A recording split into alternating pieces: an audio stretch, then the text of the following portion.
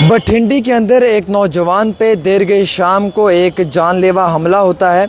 ये नौजवान राजौरी का रहने वाला है और कुछ गुंडे जो हैं वो इसके ऊपर अटैक करते हैं, जिसके कारण ये नौजवान अभी जम्मू के मेडिकल कॉलेज के अंदर जो है वो ज़ेर इलाज है। और जिस नौजवान पे ये हमला हुआ उनके ये फादर इन लॉ हैं, ये उनके भाई हैं और ये उनके परिवार के लोग हैं। आप जीएमसी जम्मू देख सकते हैं, यहाँ पे वो नौजवान इस वक्त जो है वो एडमिट है, इलाज चल रहा है। आखिरकार इस नौजवान पे क्यों हमला किया गया, किस कारण ये हमला हुआ, हमले की रीज़न क्या है, ये जानना इंतहाई बहुत ज़रूरी है। सर, ये जो आपका बेटा है, इस पे जो ये हमला हुआ है बठिंडी के अंदर देर के शाम, ये हमला क्यों हुआ है? देखिए, इसमें तो इस वक्त तक जहाँ तक हमारी अपने बेटे से बात हुई है, मेरा दामाद है ये आमिर फारूक लोन, इसमें कोई बहन इनकी कोई बिजनेस रिवेल नहीं है, कोई बिजनेस इकट्ठा नहीं है, कहीं कोई प्रॉपर्टी का कोई झगड़ा नहीं है, ये प्रॉपर्टी का काम करते ही नहीं है। तो टोटल डिफरेंट बिजनेस हैं इनके। हेलो हाई सुना है 2-4 बार इनके साथ हुई जैसे गुजरते हुए, क्योंकि उसका ऑफिस भी सुना कहीं साथ ही कोई 10-20-50 मीटर पर उसका ऑफिस भी था। तो ये आपस में जब ये ऑफिस में कोई ऑलमोस्ट 10 बजे के आसपास रात को इन्होंने ऑफिस अपना क्लोज़ किया। मज़े की बात ये है, जो चिंता की बात मैं कहूँगा वो ये है कि चीफ मिनिस्टर का जो रेजिडेंस है उमर साहब का, और मक्का चौक से बिल्कुल 50 मीटर पहले, और सीएम का जो रेजिडेंस है उससे 100 मीटर पहले मेन रोड पे वही लीड करता है रास्ता, जहाँ पर दिन भर कम से कम 50 बार पायलट जो है वो आगे दौड़ता है और पीछे वीआईपी चलता है। उस रोड पर रात को 10 बजे दुनिया वहाँ से गुजर रही है, गाड़ियाँ ऊपर से नीचे जा रही हैं। ये 20 के आसपास लोग जो है वो एक निहत्थे पर अटैक कर रहे हैं। कॉज ऑफ अटैक नहीं मालूम है, काज ऑफ अटैक था ही कुछ नहीं ना, या हो कोई झगड़ा हो, पहले इनका कोई बहस हुआ हो, कहीं कोई बिजनेस इकट्ठा किया हो, कोई घाटे सौदे का मसला हो, ऐसा कुछ भी नहीं है। जस्ट हेलो आई थी इनकी आपस में, तो इतने में वो आया। क्या पता था उसको किसी ने प्रोजेक्ट किया या किसी ने उसको हायर किया है, क्या किया, तो उसने आके ये इन पर अटैक कर दिया। अटैक में ये जो अपना मेरा दामाद है, इसके साथ इसका कज़न था, तो साथ में एक ड्राइवर था इसका अपना। ड्राइवर बेचारे का जब उन्होंने देखा कि ये भी साथ इसका कज़न भी है, तो इसको भी मारने के लिए दौड़े वो।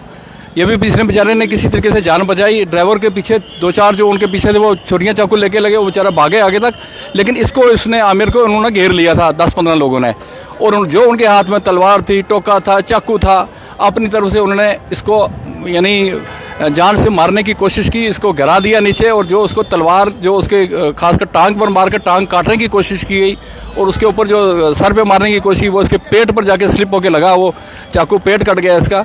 नाक पे जो नाक उसने एक आदमी ने उसको किस तरीके से क्या किया, उसकी नाक का एक पोर्शन उसने उतार लिया इसका।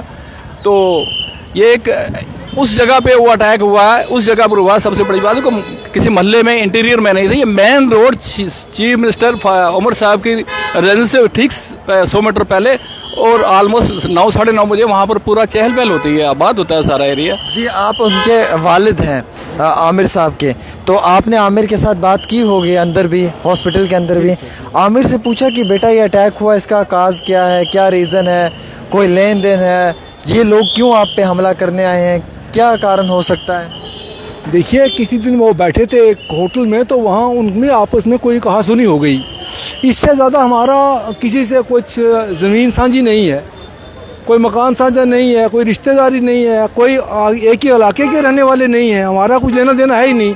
हमारा बेटा एज कंट्रैक्टर काम करता है, और वो कहीं फ्रॉड प्रॉपर्टी डीलर बना घूमता है, कभी वकील बना घूमता है फ्रॉड किस्म का।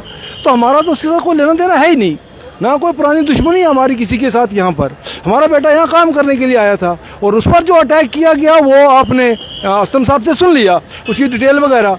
मैं ये कहूँगा कि जो पिछले 6 महीने से जम्मू का माहौल बन रहा है, अगर इसी तरह का माहौल बना तो ये आज हमारी जो स्टेट है, ये कहीं यूपी और बिहार का रिकॉर्ड ना तोड़ दे। इस जम्मू के अंदर हमारे पूरे इस स्टेट से और मुल्क भर से लोग आते हैं पढ़ने के लिए, बाकी बिजनेस करने के लिए। अगर यही सिस्टम जारी रहा जो पिछले 6 महीने से दिखाई दे रहा है, तो ये यहाँ के हालात ठीक नहीं होंगे। आने वाला मुस्तकबिल जो हमारा, जो बच्चों का फ्यूचर है वो ख़राब होगा, और यहाँ पर कोई भी सेफ नहीं रहेगा। आज जो लोग बड़ी बड़ी चेयर्स पर बैठे हैं वो अपने आप को सेफ समझते हैं, लेकिन जब कल हालात बिल्कुल बिगड़ गए तो उस वक्त यहाँ पर कोई भी सेफ नहीं होगा। हमारी रिक्वेस्ट रहेगी। पुलिस ने कोई एक्शन किया?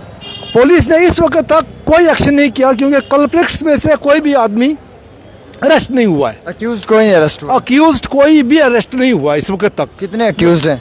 इसमें देखिए उस वक्त उन्होंने अचानक हमला किया, हम तो उन 2 4 5 लोगों को पहचानते हैं। उन 5 में से कोई गिरफ्तार नहीं? कोई गिरफ्तार नहीं हुआ। बाकी 5 कहाँ पे हैं अभी? क्या मालूम कहाँ पर फरार हैं। हाँ, फरार हैं वो।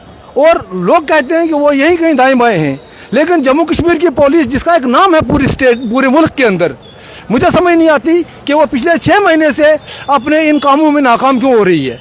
लिहाजा हम रिक्वेस्ट करेंगे एडमिनिस्ट्रेशन से कि वो जितने जल्दी हो सके कम से कम इन लोगों को बिहाइंड द बार करें। और अगर गवर्नमेंट सिंसियर है तो ऐसे लोगों को PSA लगाया जाए, ताकि किसी भी सूरत में ये लोग इस तरह जम्मू का और हमारी स्टेट का माहौल ख़राब ना कर पाएँ। चलिए जी, बहुत शुक्रिया। इन्होंने अपनी बात आप तक पहुंचाने की कोशिश की है। दुख इस बात का है कि जवान लड़का है और उस पर जो ये अटैक होता है ये बठिंडी के अंदर होता है और शरेआम रात के 10 बजे तकरीबन 15 से 20 नौजवान उस पर हमला करते हैं। और ये बुज़दिल नौजवान हैं जो एक अकेले इंसान पे इतने सारे लोग मिलकर हमला कर रहे हैं।